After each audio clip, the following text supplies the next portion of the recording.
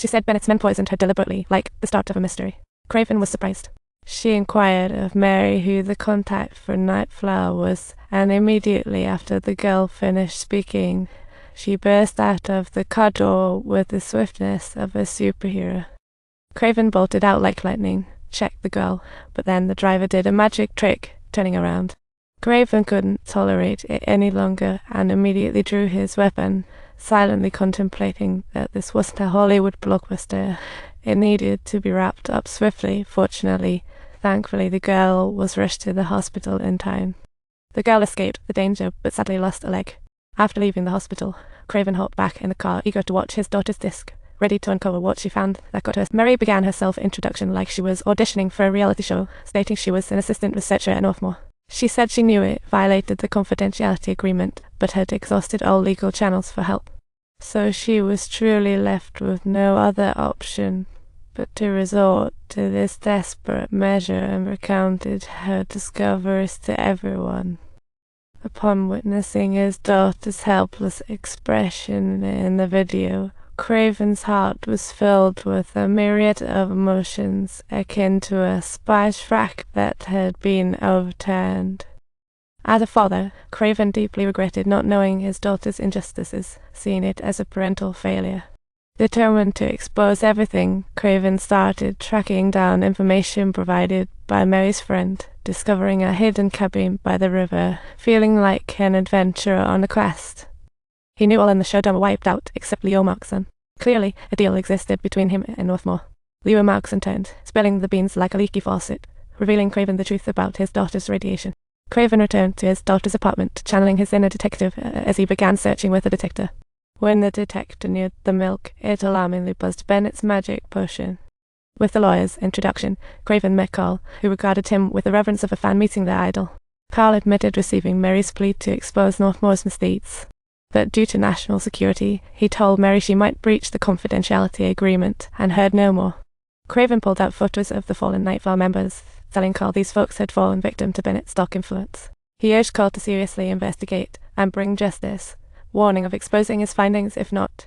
As Craven drove away, he realized he was being tailed, feeling like he was in the biggest chase scene of the century. At the red light, he couldn't take it anymore and slammed into the tailing car in reverse, feeling like he was playing a video game. He then pulled his gun, ordering them out for inspection, and the cops arrived swiftly. The news quickly covered the event, leaving Jeb fearful, as high-ranking defense officials immediately called Bennett.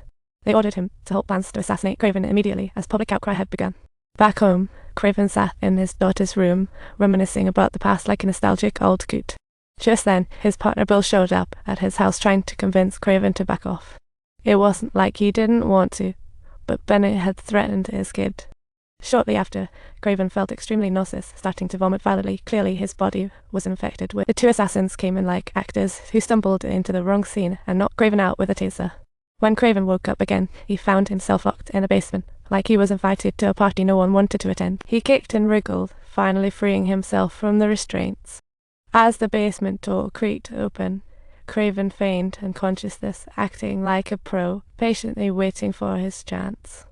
When the staff approached, he struck back, quickly dispatching the opponent and snagged the keys. He worked hard to unlock the handcuffs and successfully escaped the Northmore base, feeling like a fugitive on the run. Grabbing his police gun, he drove over to Bennett's villa, crashing into the minions like a hero from the movies.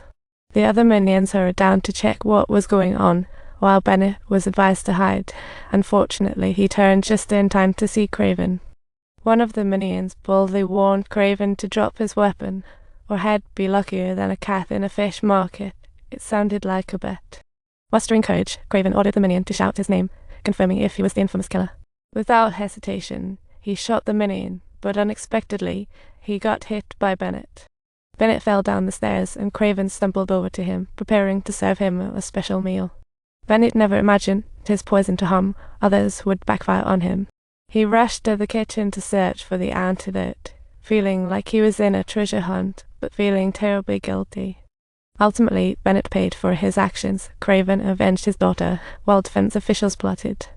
They were plotting how to deal with an old cop at the nuclear plant, wanting to pin the blame on Craven.